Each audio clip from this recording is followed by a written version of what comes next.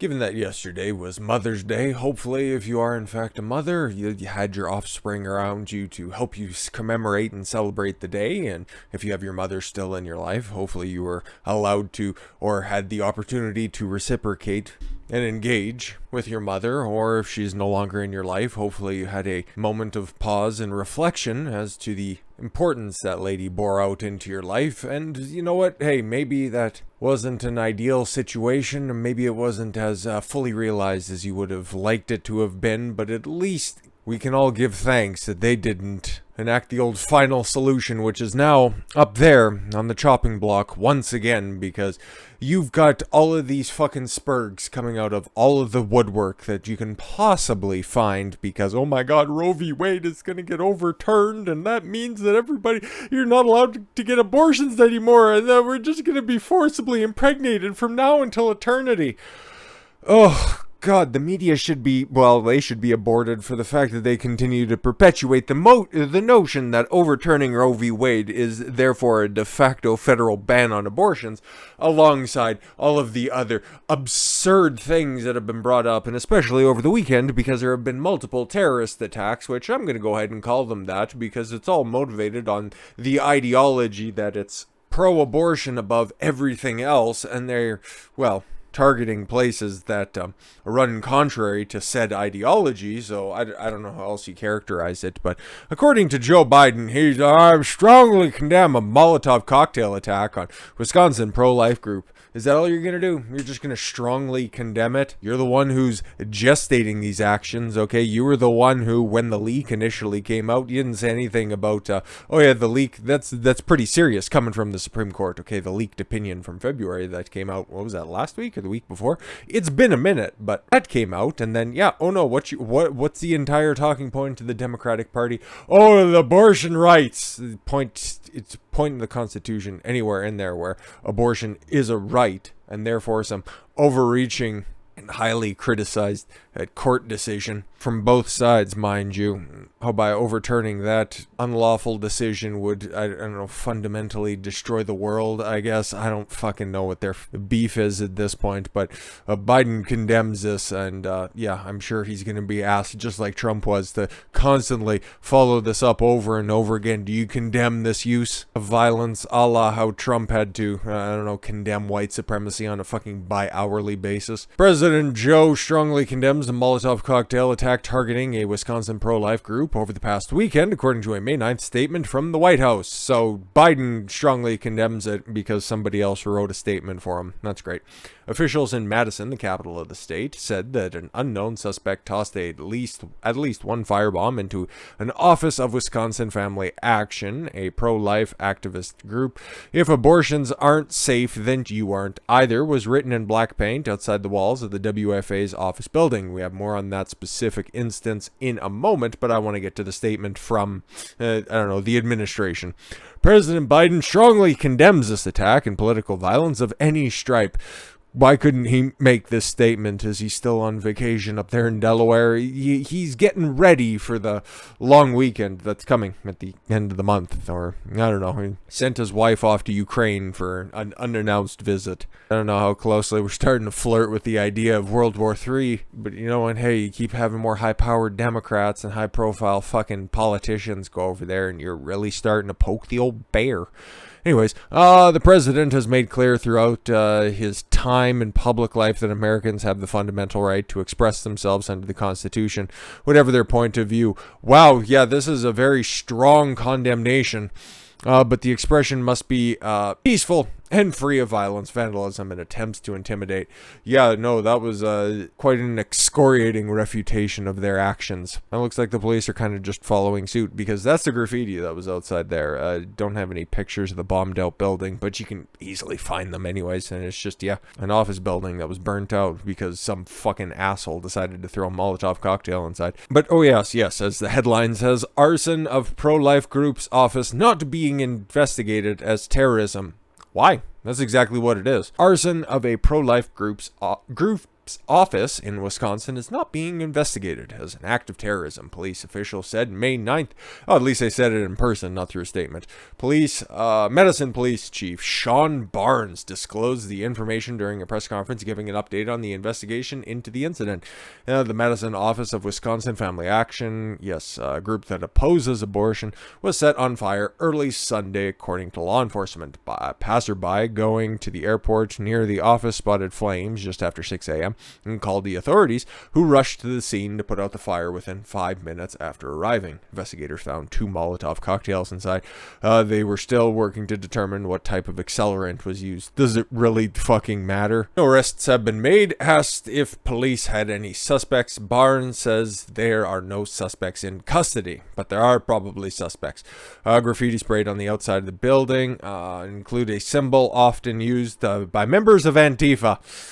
Not being investigated for terrorism, but common Antifa tactics are being displayed at the scene.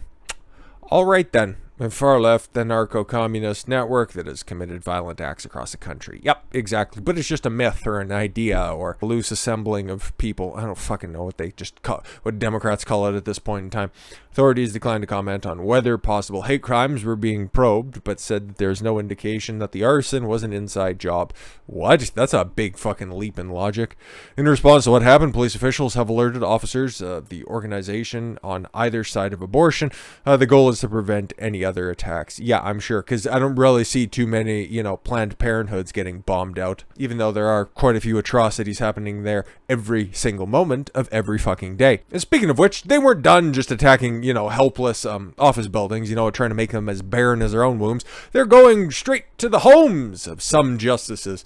Look at who they're targeting, by the way, okay? Pro-abortion activists target the homes of Justice Kavanaugh and Roberts. Roberts is suspected to be siding with the 3 liberal justices in this decision anyways, but Kavanaugh's the one who's kind of a wishy-washy little cunt who would probably side with the liberals if there's enough pushback on them. So you can see why they'd be targeting them, okay? Because there was no names in that leaked opinion from Samuel Alito, but you can surmise who would be on what side, right? So you'd have Alito, you'd have Amy Coney Barrett, who has 9, 10, 15 fucking kids. She can field a baseball team, for Christ's sakes, and still have enough kids in the bullpen for a fucking full game. And then you have Gorsuch, who is looking like he's gonna be a pretty based justice going forward into the future.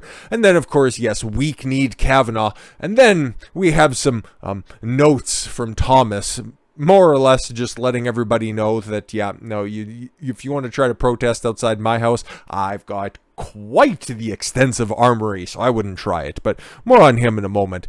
About 100 pro-abortion activists, pro-baby murder activists, let's just call it for what it is at this point, took their protest to the homes of 2 conservative United States Supreme Court justices on May 7th. I take umbrage with this, okay, because to say that Roberts and to a lesser extent Kavanaugh are conservative, I contest that fully.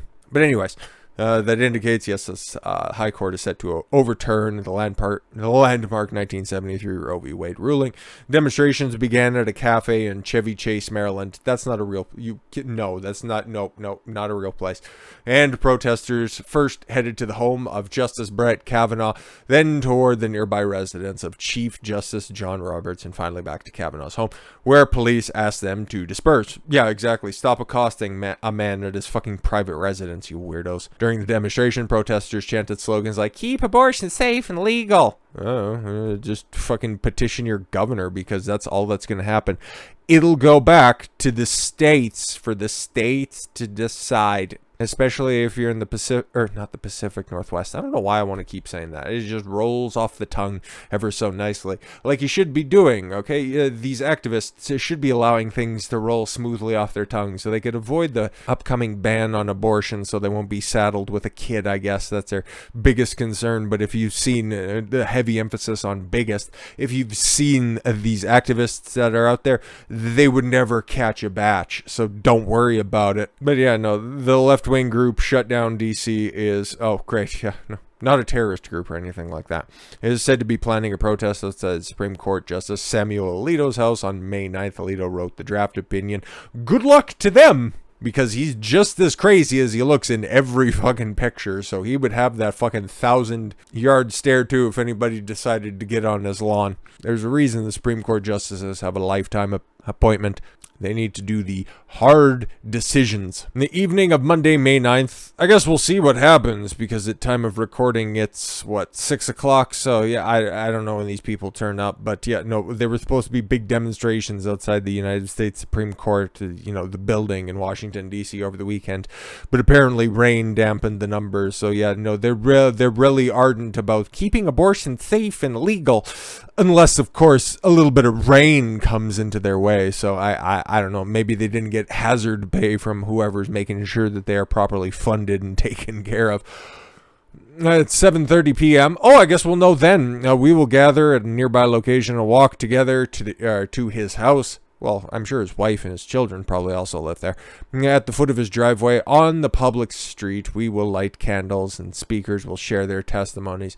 Yeah, you'll have 2.5 hours until you get told by the police that you stop causing a ruckus and get the fuck home.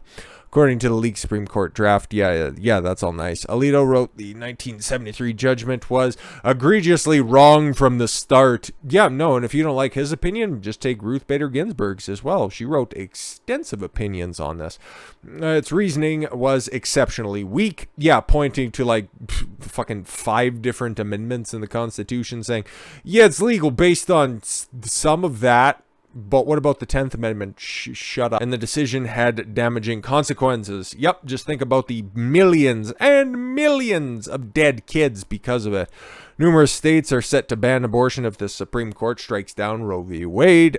States that continue to allow abortion may see an influx of pregnant women seeking such services. You'd think, but who knows really? It's a growth industry. What about Clarence Thomas? Why aren't they trying to petition his house? Well, he delivers a message to the leaker.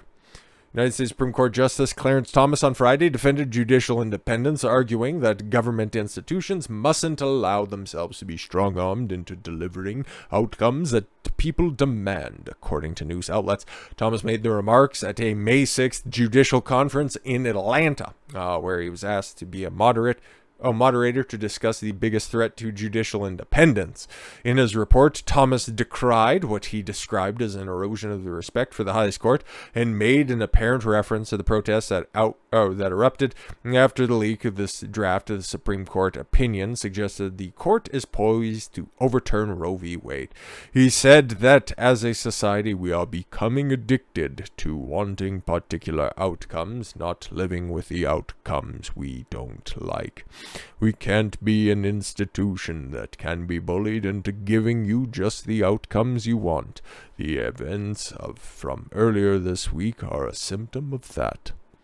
Flurry of protesters and counter-protesters broke out outside the Supreme Court after Politico obtained a published opinion draft. Yeah, no, exactly. That would upheld a Mississippi law banning abortions after 15 weeks of pregnancy and overturn Roe v. Wade, a decision that legalized abortion nationwide. Yeah, no, because you can't really point to it anywhere on the Constitution, but yeah, no, it should still be around.